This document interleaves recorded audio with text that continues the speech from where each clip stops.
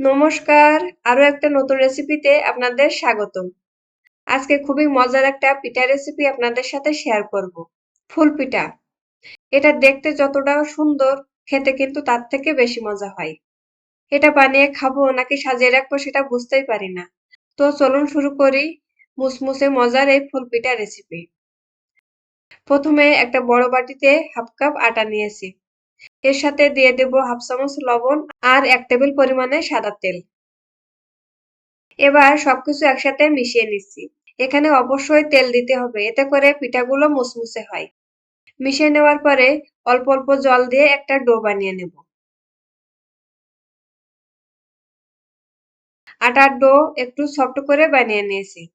এখন এই ডো দিয়ে একটা বড় রুটি বেলে নিচ্ছি। রুটি একটু হালকা করে বেলে নিয়েছি। তারপর একটা ছোট কৌটার মুখ দিয়ে এরকম ছোট ছোট লুচি কেটে নিচ্ছি। আপনারা যে কোনো কিছু দিয়ে এরকম ছোট ছোট করে কেটে নেবেন।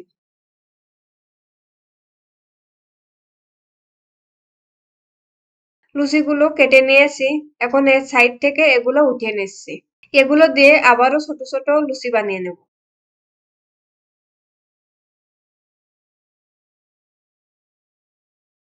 এবার পিঠাগুলো বানানোর জন্য প্রতিটা লুচি মাঝ বরাবর ভাঁজ দিয়ে নিচ্ছি।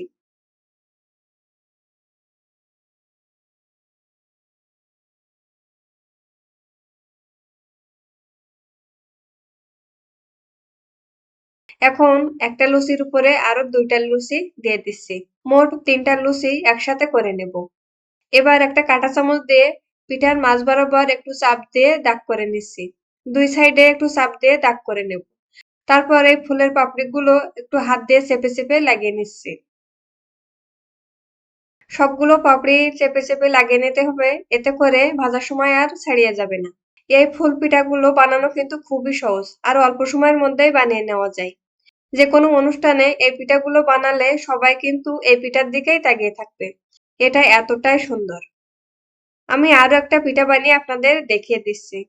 আপনারা যারা আমার চ্যানেলে নতুন তারা প্লিজ আমার চ্যানেলটা সাবস্ক্রাইব করবেন আর পাশে থাকা বেল আইকনটা ক্লিক করে দেবেন।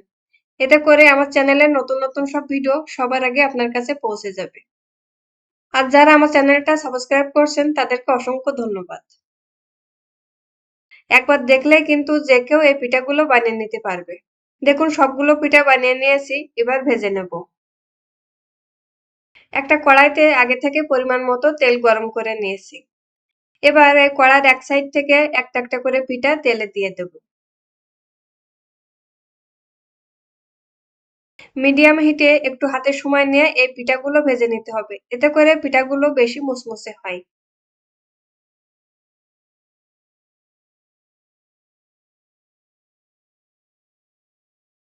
তারপর যখন পিঠার এক সাইড ভাজা হয়ে যাবে তখন এভাবে উল্টে দেব। এভাবে উল্টে পাল্টে একটু লালচে কালার করে ভেজে নিতে হবে।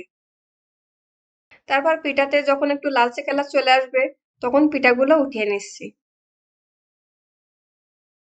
এবার পিঠার জন্য চিনি শিরাটা বানিয়ে নেব। তার জন্য কড়াইতে দিয়ে দিচ্ছি হাফ কাপ পরিমাণে জল আর দিয়ে দেব 1/3 কাপ চিনি। এবার চিনিটা জলের সাথে একটু ভালো করে মিশিয়ে নেব। তারপর দিয়ে দিচ্ছি 2টা এলাচ আর সামান্য একটু ফুড কালার। ফুড কালারটা চাইলে আপনারা এখানে স্কিপও করতে পারেন। 3-4 মিনিট জাল করে নেওয়ার পর এবার ভেজে রাখা পিঠাগুলো দিয়ে দিচ্ছি। পিঠাগুলো দিয়ে এভাবে একটু উল্টে পাল্টে চিনির শিরাটা পিঠার গায়ে লাগিয়ে নেব। তারপর এই পিঠাগুলো উঠিয়ে নিচ্ছি।